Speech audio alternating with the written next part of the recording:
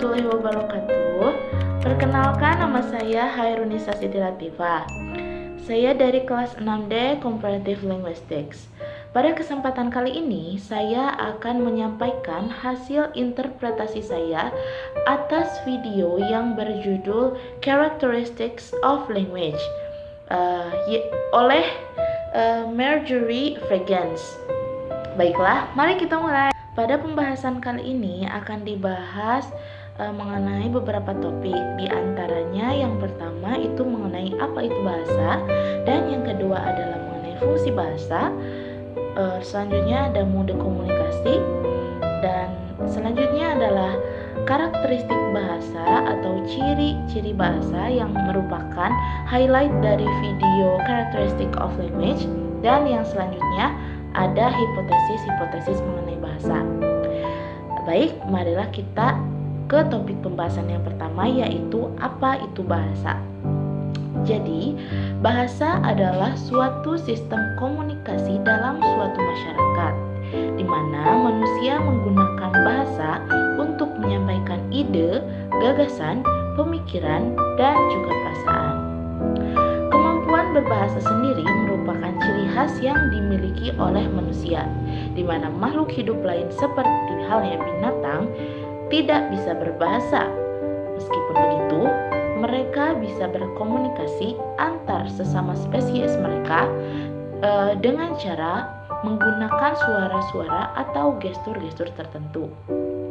Mengenai hal ini akan dibahas lebih lanjut di bagian-bagian akhir video ini. Jadi selanjutnya kita akan beralih topik dulu ke topik fungsi bahasa. Fungsi utama dari bahasa adalah sebagai media untuk komunikasi dan interaksi sosial, di mana bahasa sendiri menjadi alat untuk menyampaikan ide, gagasan, pemikiran, dan juga perasaan. Menurut Kinevi, ada 5 fungsi bahasa yang meliputi fungsi ekspresi, informasi, eksplorasi, persuasi, dan yang terakhir fungsi entertainment. Fungsi ekspresi itu mewadahi konsep bahwa bahasa itu adalah alat untuk melahirkan ungkapan-ungkapan batin yang ingin disampaikan oleh seorang tutur kepada orang lain. Pernyataan senang, benci, kesal, jengkel, sedih, kecewa, dan sebagainya itu dapat diungkapkan dengan bahasa dan juga ditopang oleh aspek lain seperti ekspresi dan juga gestur oleh penutur. Sedangkan fungsi informasi adalah fungsi bahasa untuk menyampaikan pesan kepada orang lain. Selanjutnya fungsi eksplorasi, di mana bahasa berfungsi untuk menjelaskan sesuatu hal, lalu perkara, kejadian, dan sebagainya. Dan selanjutnya fungsi persuasi adalah fungsi bahasa yang berfungsi untuk mempengaruhi atau mengajak orang lain untuk melakukan suatu hal secara baik-baik tentunya. Dan kemudian yang terakhir fungsi bahasa sebagai fungsi entertainment, di mana bahasa digunakan dengan tujuan untuk menghibur dan menyenangkan. Demikian kelima fungsi bahasa oleh Kinevi. Yang selanjutnya adalah topik mengenai mode komunikasi. Topik selanjutnya adalah mode komunikasi. Bahasa merupakan salah satu metode untuk menyampaikan informasi, untuk berbagi informasi satu sama lain, di mana ada istilah mode of communication, yaitu hal-hal yang berkaitan dengan bagaimana suatu pesan itu disampaikan. Mode of communication ini dibagi menjadi 3, yaitu the vocal, auditory mode of communication, yang kedua adalah gestural visual mode of communication, dan yang ketiga atau terakhir itu chemical olfactory mode of communication. Baiklah, yang pertama, the vocal auditory mode of communication. Pada mode ini, organ wicara atau the vocal organ digunakan untuk memproduksi suara, yang kemudian suara tersebut ditangkap oleh indera pendengar.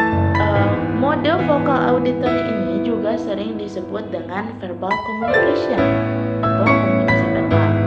Nah, yang kedua itu adalah gestural visual communication atau komunikasi nonverbal, di mana pada mode ini penyampaian pesan menggunakan gestur dan bahasa tubuh, bukan secara verbal. Nah, seperti contohnya penggunaan ekspresi, itu juga merupakan salah satu komunikasi nonverbal.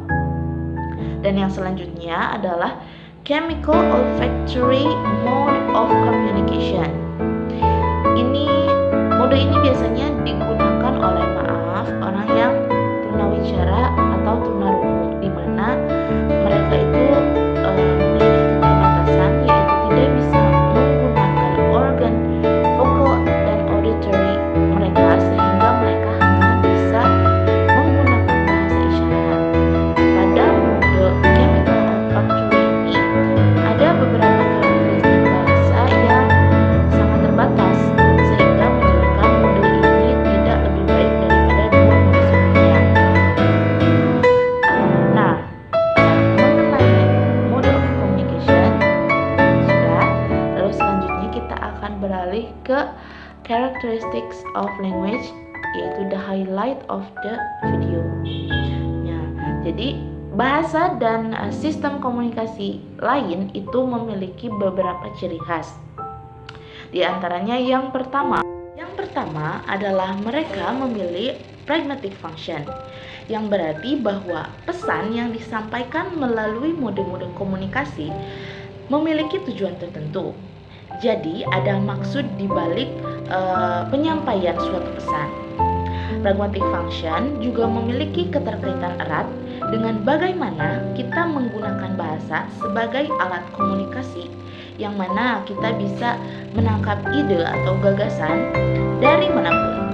Lalu ide tersebut kemudian disimpan di kepala kita. Lalu jika kita memiliki niat untuk menyampaikan ide tersebut kepada orang lain, maka kita akan menggunakan bahasa sebagai medianya. Dan kemudian terjadilah proses transfer gagasan dengan medianya, yaitu bahasa. Jadi jika kita mengatakan sesuatu, kita pasti punya maksud di balik penyampaian ujaran tersebut. Kesimpulannya, dalam pragmatic function ini ada suatu makna tersirat di balik penyampaian suatu pesan. Nah, yang selanjutnya ada semanticity. Intinya dari semanticity ini adalah mengubah bunyi menjadi makna, di mana makna tersebut bisa dimengerti oleh baik communicator maupun communicatee. Dan selanjutnya ada discreteness, yaitu pesan dalam sistem yang terdiri dari bagian kecil, lalu juga bisa diulang, dan unit ini juga memiliki tingkat bunyi yang dipersepsikan dengan pasti, tapi tidak secara terus-menerus. Lalu selanjutnya ada displacement, yaitu pesan yang merujuk pada suatu hal yang tidak berada pada tempatnya dan juga tidak pada waktu yang tepat. Jadi displacement ini pesannya itu dislocation, gitu, tidak berada pada waktu dan tempat yang tepat. Lalu selanjutnya adalah duality of pattern. Bahasa adalah sebuah sistem yang hierarki, di mana ia memiliki ciri-ciri tersendiri, sehingga kita bisa merangkai dan menggabungkan kata, kalimat, hingga akhirnya bisa menjadi sebuah gagasan, bisa dalam bentuk lisan ataupun tulisan. Dan gagasan ini pun membentuk suatu kesatuan yang memiliki makna. Manusia memiliki kemampuan untuk memproses bahasa dalam taraf paralel yang disebut dengan duality of pattern. Maksudnya, ketika seseorang berbicara, orang lain bisa mengerti, lalu ia akan membayangkan, kemudian ia akan merealisasikan ujaran tersebut dalam bentuk lisan ataupun tulisan. Dan orang yang mengujarkan dan orang yang menerima ujaran tersebut berbagi gagasan yang sama atau bisa disebut dengan denote on the same thing. Selanjutnya ada generativity atau productivity, yaitu kemampuan untuk menciptakan suatu sistem agar suatu bahasa bisa dipahami dan dimengerti orang lain tidak monoton. Jadi kita bisa menciptakan pemahaman baru dengan pesan baru tanpa mengubah esensi dari pesan yang original. Sistem ini kemudian bisa membuat kata-kata baru yang belum pernah ada sebelumnya, tetapi orang lain bisa mengerti apa yang kita maksud. Jadi bisa dikatakan bahwa sistem ini sangat fleksibel dan juga memungkinkan kita untuk berkembang secara intelektual karena kita menggunakan istilah-istilah baru yang belum ada sebelumnya, dan kita juga tidak perlu mendengar hal-hal yang sudah kolot dan lama. Dan terakhir untuk characteristic of language ini adalah recursion, yaitu kemampuan untuk menempatkan suatu komponen dalam komponen lain. Contohnya menempatkan suatu kalimat di dalam kalimat. Jika di dalam karya sastra itu adalah play within a play, maka dalam bahasa itu ada kalimat dalam kalimat. Nah, recursion ini bisa menciptakan ujaran yang secara gramatikal tidak dapat sebetulnya. Jadi benar-benar tidak ada limit finite seperti ini. Jadi kita bisa terus mengerjakan kalimat sebebas mungkin. Nah, contohnya adalah dalam kalimat saya melihat John. Saya melihat John yang merupakan tetangga saya. Saya melihat John yang merupakan saya yang kemarin meminjamkan saya sepeda, dan lainnya. Kita bisa terus menggali kalimat tersebut sampai tak terhingga. Mengenai characteristic of language atau ciri-ciri bahasa sudah semua dibahas. Lalu kita akan beranjak pada topik baru, yaitu mengenai hipotesis bahasa yang sebelumnya setelah kita bahas, yaitu mengenai apakah hewan itu memiliki bahasa atau tidak. Nah, ini ada dua hipotesis. Yang pertama ada hipotesis continuity hypothesis, dan yang kedua ada discontinuity hypothesis. Continuity hypothesis ini menyatakan bahwa bahasa modern sebenarnya adalah bentuk upgrade dari apa yang telah spesies lain lakukan. Saya sendiri berpendapat bahwa hipotesis ini sedikit membingungkan, karena jika seandainya bahasa komunikasi manusia merupakan bagian dari bahasa lain atau bahkan mirip dengan bahasa lain, bahasa spesies lain maksud saya, maka logikanya kita bisa mengetahui, bisa mengerti, bisa memahami, dan juga bisa mempelajari bahasa mereka. Tapi kenyataannya kita tidak bisa. Dan ini pun selaras dengan discontinuity hypothesis yang menentang anggapan tersebut, di mana mereka berpendapat bahwa bahasa adalah sesuatu yang fundamental yang bisa membedakan antara manusia dan makhluk spesies lain. Dalam kata lain, bahasa itu adalah karakteristik tersendiri yang unik dan spesial yang dimiliki oleh manusia, dan juga hanya manusialah yang bisa mempelajari dan mengembangkan bahasa, sedangkan makhluk dari spesies lain itu tidak bisa. bisa disimpulkan bahwa spesies lain selain manusia itu tidak akan pernah mungkin untuk mampu atau mendapatkan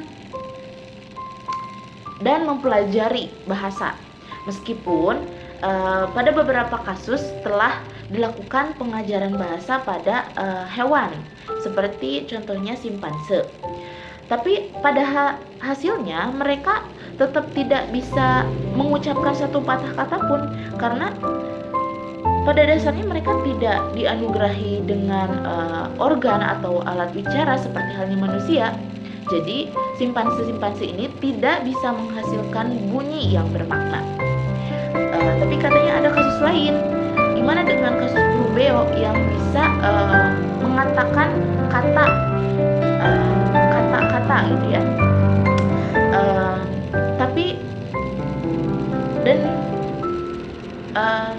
Burung beo bisa mengucapkan kata bukan berarti dia bisa berbahasa atau mempelajari bahasa, karena beo itu meniru bahasa, meniru apa yang diucapkan oleh pemiliknya.